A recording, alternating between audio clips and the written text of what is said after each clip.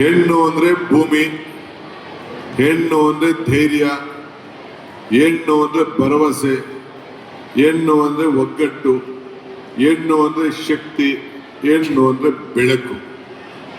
ಈ ಬೆಳಕನ್ನ ನಿಮ್ಮೆಲ್ಲರ ಮಾರ್ಗದರ್ಶನದಂತೆ, ನಿಮ್ಮೆಲ್ಲರ ಶ್ರಮದಂತೆ ಪ್ರತಿಯೊಂದು ಕುಟುಂಬ ಕೂಡ ಇವತ್ತು ಬೆಳಗ್ತಾ ಇದೆ. ಇವತ್ತು ನಾರಿ ಶಕ್ತಿ ದೇಶದ ಶಕ್ತಿ.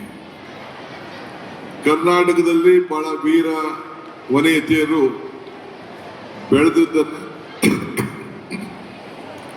ಬೆಳೆದಿದ್ದನ್ನ ಇತಿಹಾಸವನ್ನು ನಾವು ನೋಡಿದ್ದೇವೆ.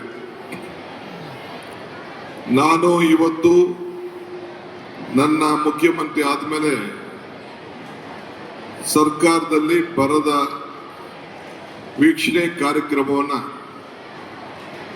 ನಾನು ಇವತ್ತು ಬಸವ ಕಲ್ಯಾಣ ಬಸವಣ್ಣವರ ಅನುಭವ ಮಂಟಪದಿಂದ ಪ್ರಾರಂಭ ಮಾಡಬೇಕು ಅಂತೇಳಿ ತೀರ್ಮಾನವನ್ನು ಮಾಡಿ ಈ ಬಸವ ಕಲ್ಯಾಣದ ಅನುಭವ ಬೆಟ್ಟಕ್ಕೆ ಭೇಟಿ ಕೊಟ್ಟು ಇಲ್ಲಿಂದ ಗುಲ್ಬರ್ಗಾಗೆ ಹೋಗಿ ಈ ಕಲ್ಯಾಣ ಕರ್ನಾಟಕದ ಎಲ್ಲ ಅಧಿಕಾರಿಗಳ ಹತ್ರ ಜನಪ್ರತಿನಿಧಿಗಳ ಹತ್ರ ಚರ್ಚೆ ಮಾಡುವಂತ ಕಾರ್ಯಕ್ರಮವನ್ನು ಹಮ್ಮಿಕೊಂಡಿದ್ದೇವೆ.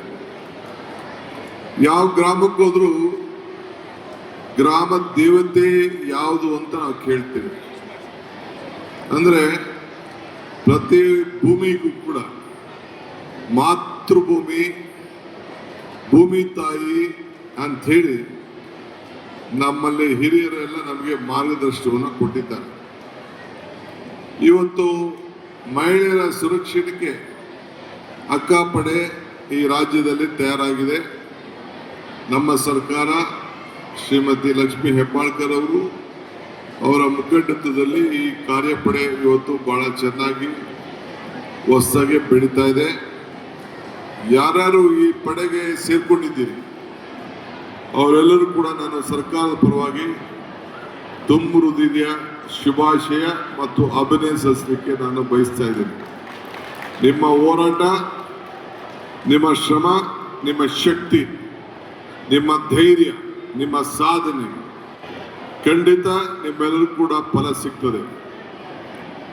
ಮುಂದಿನ ದಿನದಲ್ಲಿ ಒಂದು ಐತಿಹಾಸಿಕವಾದಂಥ ತೀರ್ಮಾನವನ್ನು ಮಾಡಿ